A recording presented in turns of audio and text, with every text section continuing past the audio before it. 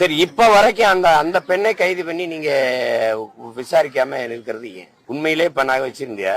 அவ்வளவு தூரம் காரை ஓட்டிட்டு வந்த நீ அதை எதுக்கு காரை பின்னுக்கு எடுக்கிறதுக்கு ஒரு ஆளை வச்ச?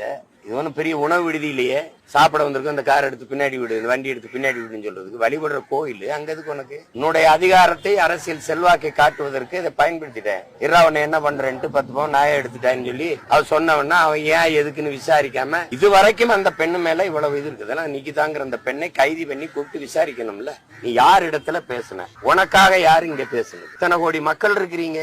அந்த உத்தரவு பிறப்பித்த மேலதிகாரிய அதுக்கு எந்த விசாரணையும் இல்ல, எந்த நடவடிக்கையும் இல்ல. இது எப்படி?